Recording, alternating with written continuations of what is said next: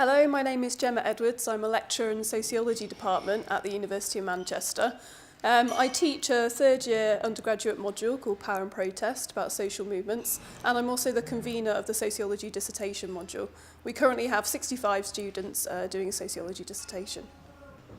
We all know that sociology dissertations can take lots of different formats, and while a handful of students always like to do something purely theoretical, 90% of our students do a dissertation which is trying to relate the sociological theories and concepts that they've been learning to an empirical evidence base. It's difficult to generate this empirical evidence base just on your own as a sociology dissertation student, in that the actual sample that you can generate as part of your project is going to be very small, whether you decide to do your own survey questionnaire or to go and do some interviews. Therefore, drawing upon existing survey data is a really good way of generating the empirical evidence that you need in your dissertation to be able to actually critically engage and create arguments around the kinds of sociological theories and concepts that you've been learning. It's really important to the learning outcomes of the dissertation as well that students are able to engage with a range of empirical evidence. So, for example, analytical and intellectual skills are key skills that we're trying to actually assess through the dissertation. And students, therefore, are going to be engaging critically with existing literature on their topic. This literature is going to contain evidence, both from qualitative studies but also from existing survey data. And therefore students, even if not using that survey data themselves, need to be confident in actually reading those sources, reading the tables that are presented in existing literature, and being able to critically interpret them. We've been really keen in sociology at Manchester to promote the use of quantitative data within sociology dissertations, partly because every year I see a number of students who want to ask certain kinds of questions in their dissertation, but lack the confidence to actually go and use the appropriate statistical methods that you would need to use in order to answer those questions. So, for example, sociology students, as we know, are often interested in issues to do with change over time and looking at trends, how attitudes and practices change over time. But they kind of shy away necessarily from going and doing some secondary survey analysis because they feel less confident in using these kinds of methodologies than they do in using qualitative methodologies. So we've really been trying to support students at the planning stages to encourage them, if they want to ask certain types of questions, to go and use the appropriate methodologies and to get advice and support in the planning stages about the data sets on offer that they might be able to use and how they might approach them.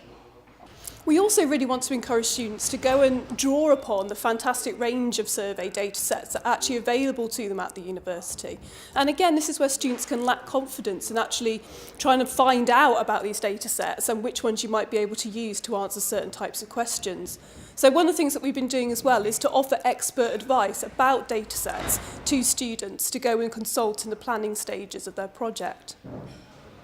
We've also been trying to encourage sociology students to use survey data in the rationale section of their dissertation. So this is about, even if they lack confidence in doing a whole dissertation based upon secondary survey data, that they should still naturally, as sociologists, be looking to draw upon the survey data that already exists in order to give a rationale and justification for their project and to set their qualitative study in wider context. So we find, for example, that a lot of the projects our students are doing are about trying to get to the meanings underneath, why people have the attitudes they do, why they engage in certain practices.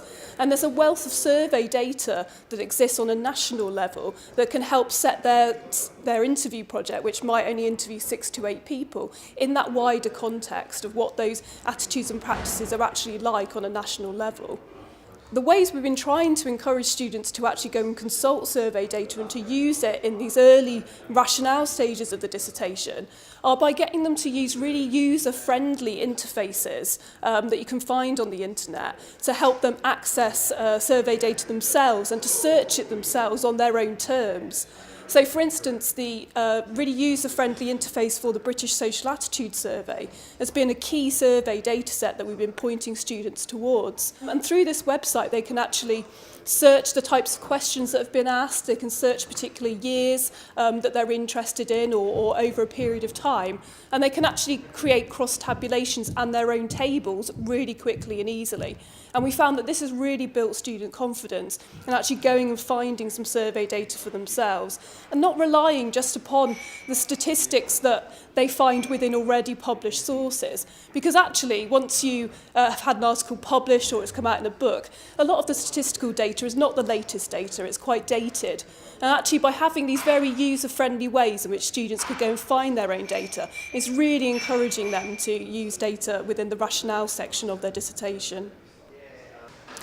We assess our dissertations not through the actual learning outcomes that I introduced to you earlier, but through another set of marking criteria, which makes really explicit to students the actual things that we're looking for in their work and what counts for them as a first or a 2-1 or a 2-2 and so on.